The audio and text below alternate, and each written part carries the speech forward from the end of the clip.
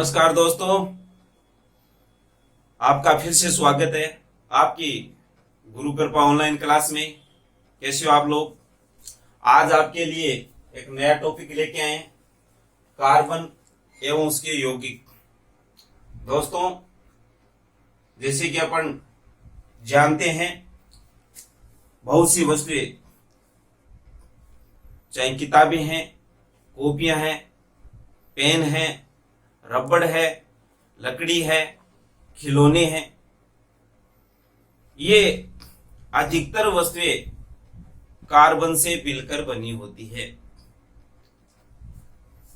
लेकिन इस कार्बन के लिए पूर्व में एक धारणा थी कि कार्बन केवल सजीवों से ही प्राप्त किए जा सकते हैं, अर्थात उन्हें कृत्रिम रूप से नहीं बनाया जा सकता। इसे जैव शक्ति का सिद्धांत कहा जाता है।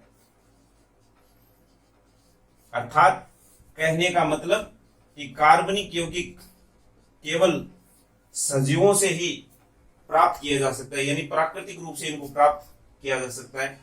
इस सिद्धांत को जैव शक्ति का सिद्धांत कहते हैं। परंतु सबसे पहले वोहलर वैज्ञानिक ने इस सिद्धांत का खंडन किया था। जैव शक्ति सिद्धांत का खंडन किसने किया था? वोहलर वैज्ञानिक ने। और इसने अमोनियम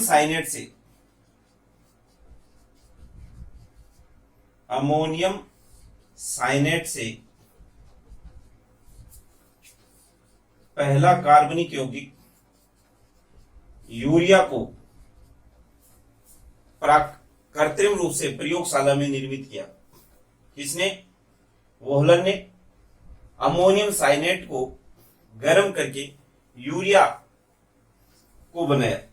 यूरिया, अपने को ध्यान रहना चाहिए, प्रथम कार्बनिक यौगिक है। इसका निर्माण किसने किया? वोहलर ने। कहा? प्रयोगशाला में। अब अपन बात करते हैं कि सभी वस्तुएं, या यूं कहें अधिकतर वस्तुएं, कार्बन से मिलकर बनी होती है। तो कार्बन में ऐसी क्या गुण या क्या विशेषता पाई जाती है जिसके कारण प्रकृति में सबसे ज्यादा जो यौगिक है वो कार्बन बनाता है?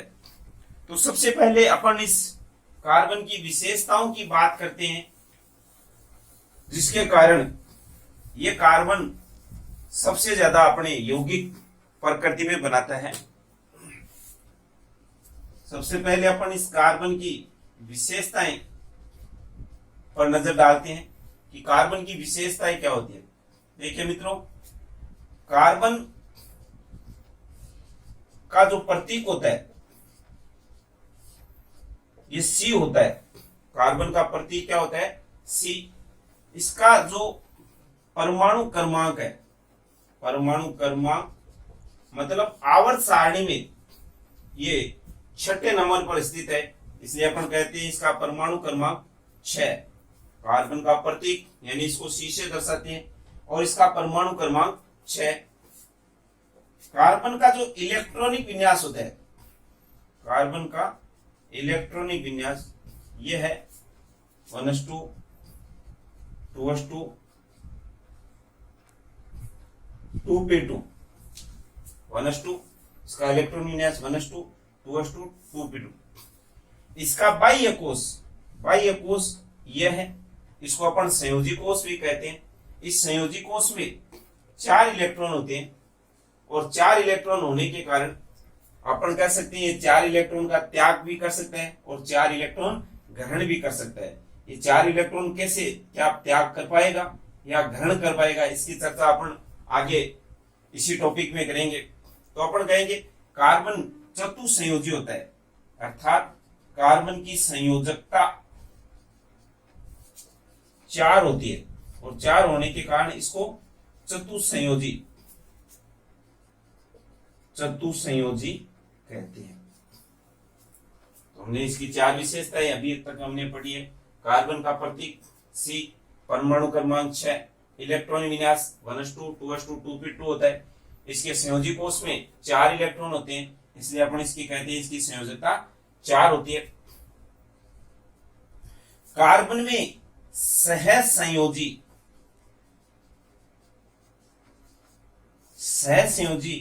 आबंध बनाने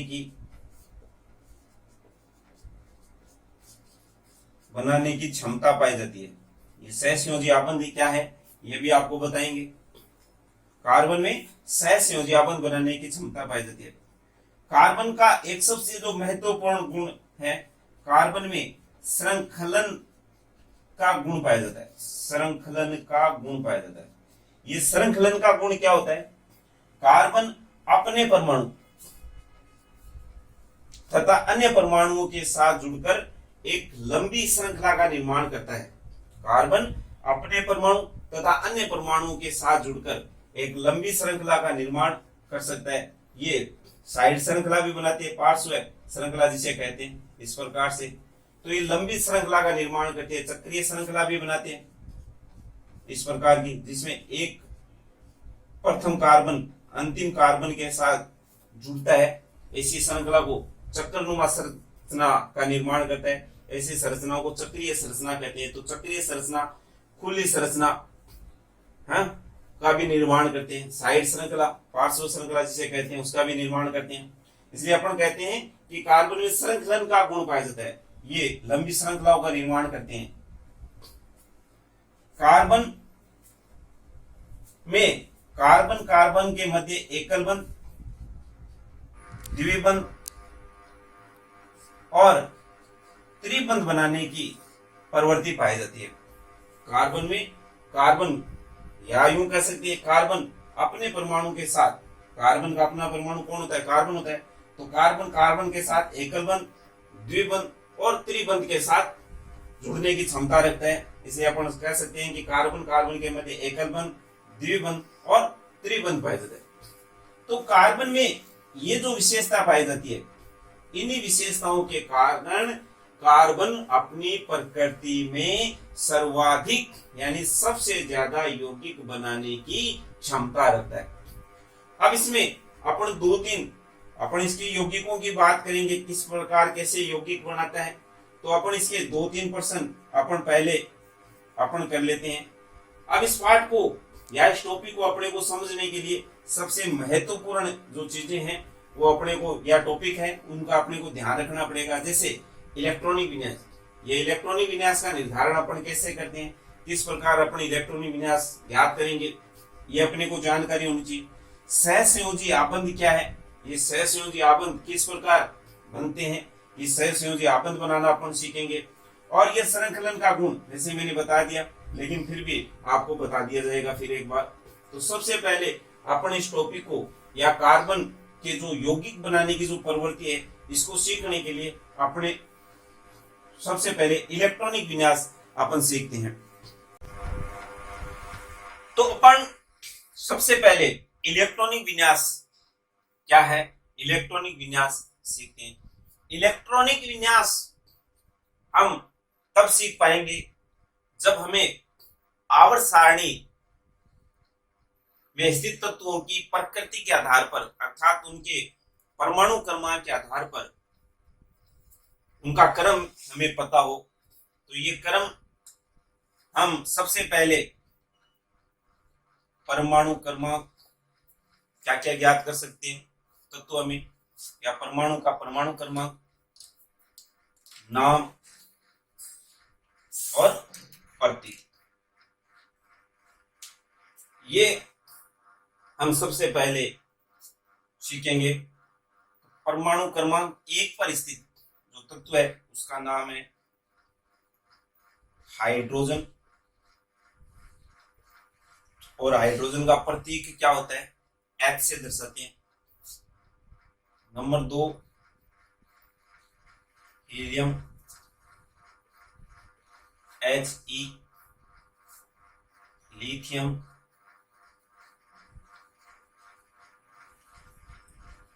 Li, बेरिलियम,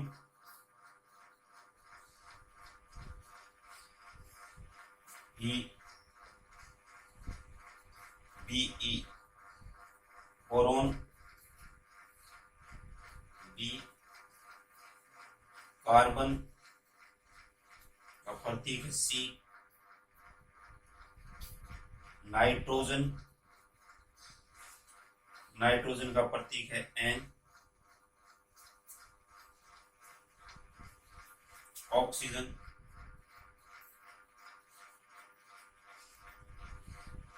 ओ। Chlorine, F. नियो, एन ई।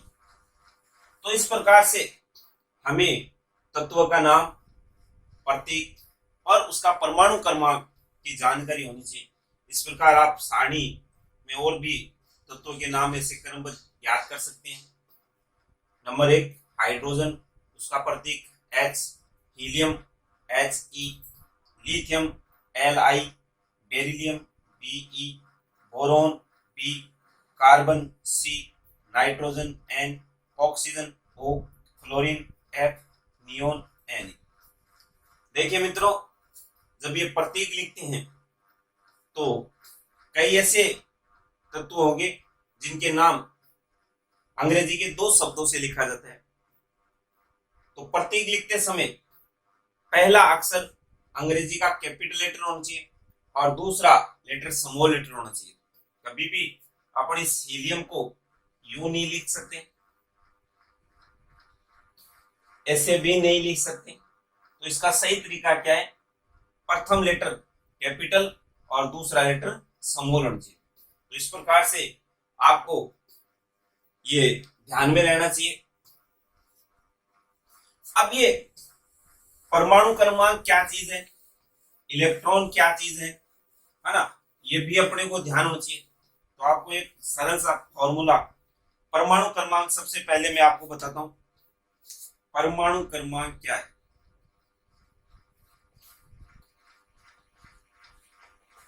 परमाणु के नाभिक में, परमाणु के नाभिक में उपस्थित प्रोटॉन की संख्या, परमाणु के नाभिक में उपस्थित प्रोटॉन की संख्या वो परमाणु संख्या, और किसी परमाणु की जितनी परमाणु संख्या होती है वही उसका परमाणु क्रमांक होता है। इसके अलावा एक ये फार्मूला आपको याद होना चाहिए, परमाणु क्रमांक बराबर इलेक्ट्रॉन की संख्या। अर्थात अपन जानते हैं परमाणु उदासीन होता है। तो परमाणु उदासीन कैसे होता है कि किसी परमाणु का जितना परमाणु क्रमांक होता है, अर्थात उसमें प्रोटॉन की संख्या होती है, उतने ही उसमें इलेक्ट्रॉन की संख्या होती है। तो अपन कहते हैं कि परमाणु उदासीन होता है। परमाणु उदासीन होता है क्योंकि उसमें प्रोटॉन की संख्या और इलेक्ट्रॉन की संख्या बराबर होती है। इतना करने के बाद में अब इस इलेक्ट्रॉनिक विन्यास को आगे बढ़ाते हैं अपन। कोष, कक्षक, इनकी जानकारी होनी चाहिए अपन। कोष क्या चीज है? कोष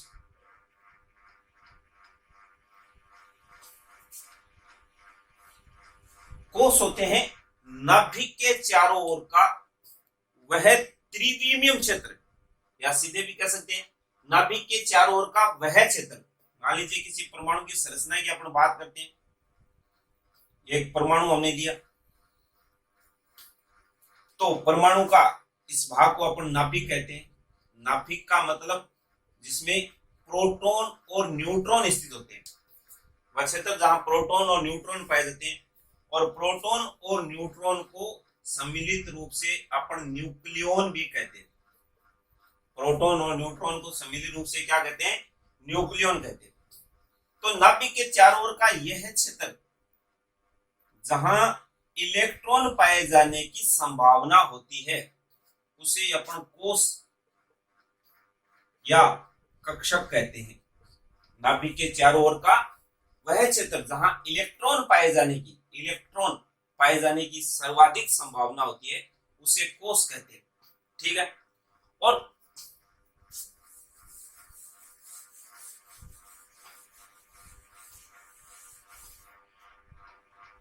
कोष, प्रमुख कोष अपन बात करें के एल एम एन।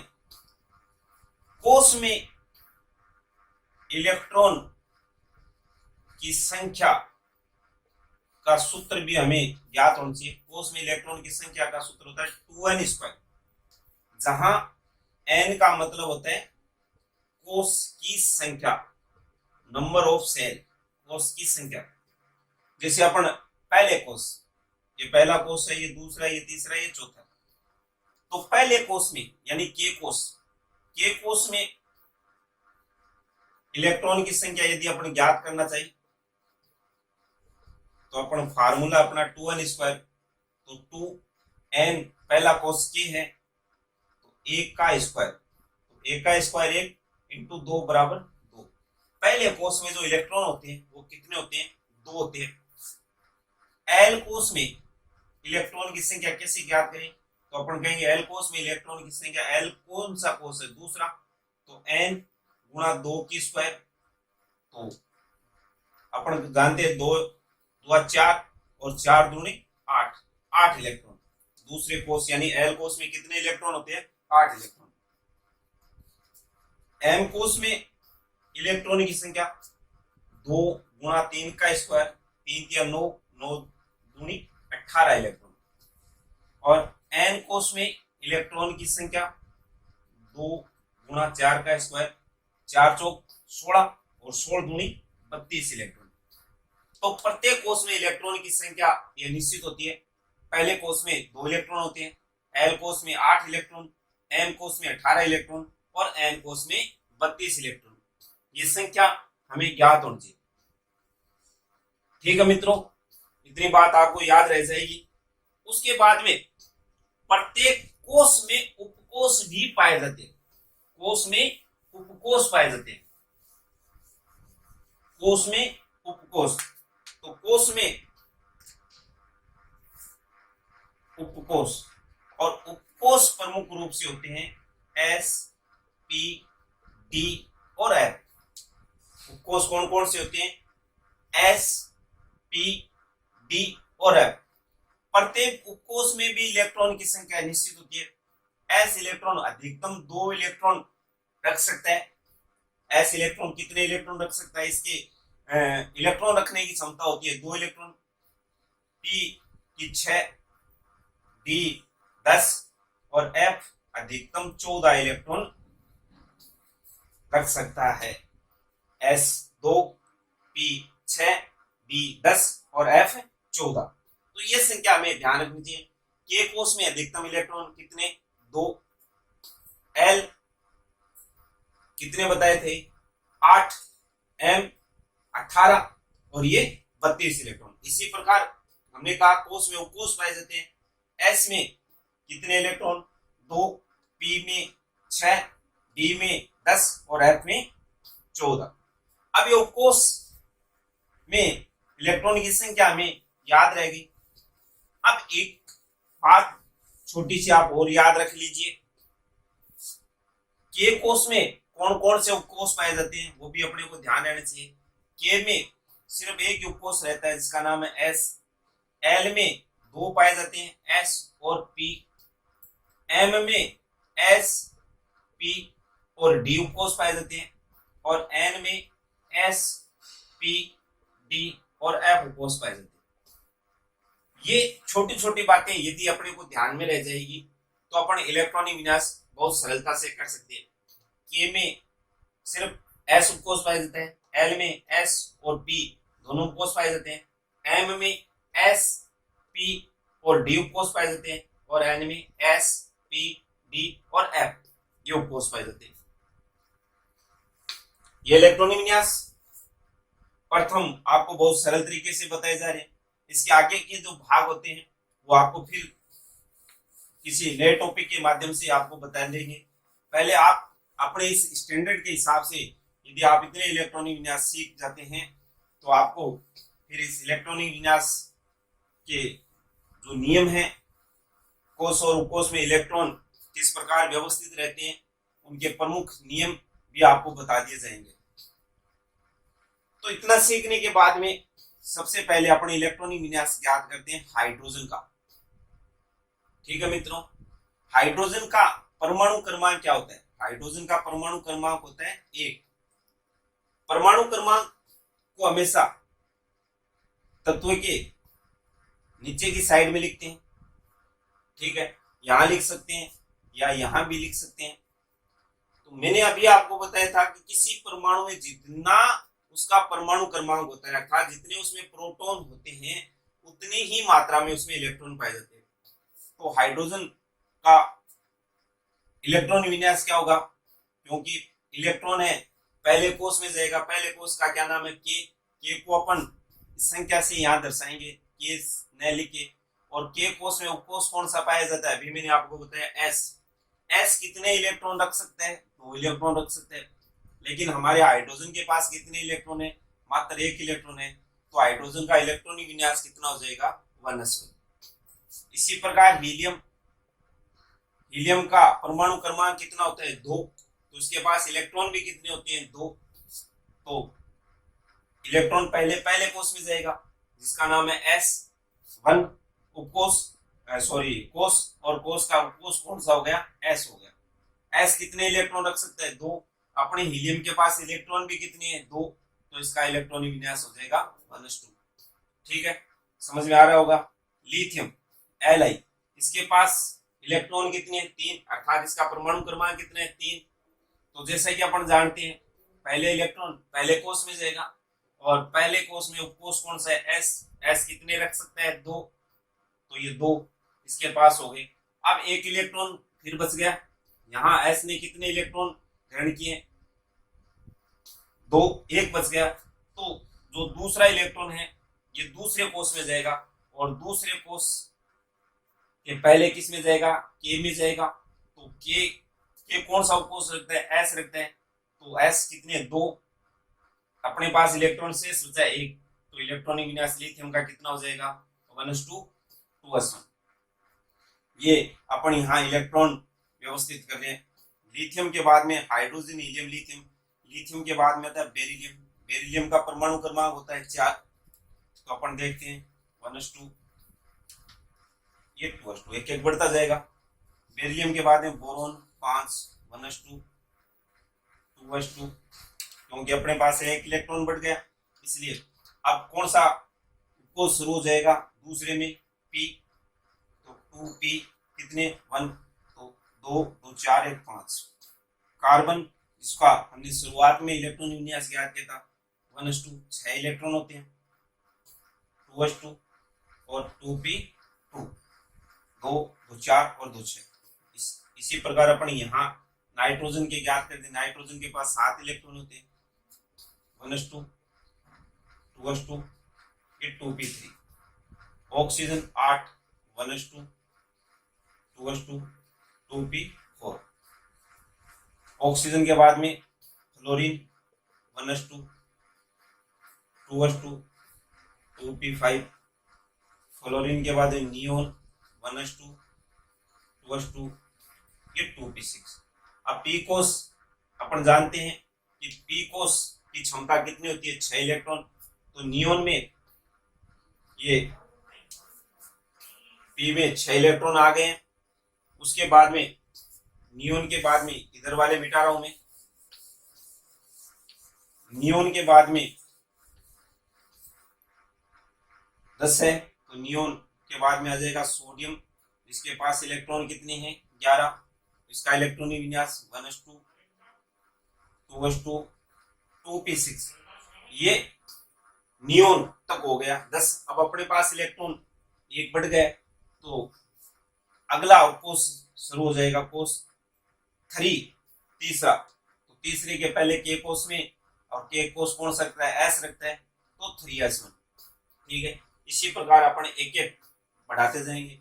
नियोन के बाद सोडियम, सोडियम के बाद magnesium 12 electron, 1s2 2s2 2p6 और ये 3s2। ठीक है, सोडियम मैग्नीशियम के बाद में कौन सा आता है? Aluminium, 1s2 2s2 2p6। S अपना भर गया, यहाँ 2 रख सकता है। अब यहां तीसरे का P आ जाएगा 3P1। ठीक है, ये मिटा देता हूं मैं। सोडियम, मैग्नीशियम, एल्यूमिनियम, एल्यूमिनियम के बाद में 14 नंबर पे कौन आता है? Silicon. 1s2, 2s2, 2p6, 3s2, 3। अपने पास कितने इलेक्ट्रॉन है? यहां तक 12 आ गए, 12 2 14, 3p2। एल्यूमिनियम, सिलिकॉन, सिलिकॉन के बाद में आता है phosphorus. 1s2, 2s2, 2p6, 3s2, 3p3। Phosphorus के बाद में sulphur. 1s2, 2s2, 2p6, 3s2, 3p4। फिर chlorine. 1s2, 2s2, 2p6, 3s2, 3p5। और ये यहाँ पे argon 18। 1s2, 2s2, 2p6, 3s2, 3p6। ये P अपना आर्गन तक तीसरे कोष का P पूरा भर गया है। तो इस प्रकार अपन इलेक्ट्रॉनिक विन्यास याद कर सकते हैं। आर्गन के बाद भी आप इलेक्ट्रॉनिक विन्यास निकाल सकते हैं। ठीक है भाई, तो हमने यहाँ आज आर्गन तक आपको इलेक्ट्रॉनिक विन्यास बताया। अब अपन बात कर रहे थे कि कार्बन किस प्रकार यौगिक बनाता है। तो मैंने आपको सबसे पहले कहा कि जब तक हमें इसके इलेक्ट्रॉनिक विन्यास का ज्ञान नहीं होगा, कोष उपकोष की जानकारी नहीं होगी, प्रत्येक कोष में कितने इलेक्ट्रॉन होते हैं, उसके कोष में कितने इलेक्ट्रॉन होते हैं, इनकी जानकारी जब तक नहीं होगी तब तक अपन कार्बन के बंध बनाने की प्रवृत्ति नहीं समझ सकते। तो मैंने आपको 18 परमाणु क्रमांक तक यानी आर्गन तक मैंने आपको आर्गन तक के इलेक्ट्रॉनिक विन्यास बताए हैं। आप लोगों के समझ में आया होगा। आपको आज की क्लास कैसी लगी है, आप अपने सुझाव नीचे कमेंट बॉक्स में डालकर हमें अवगत कराए। यदि आज का आपको वीडियो अच्छा लगा है तो वीडियो को लाइक कीजिए, शेयर कीजिए और सब्सक्राइब कीजिए। धन्यवाद। जय हिंद, जय भारत।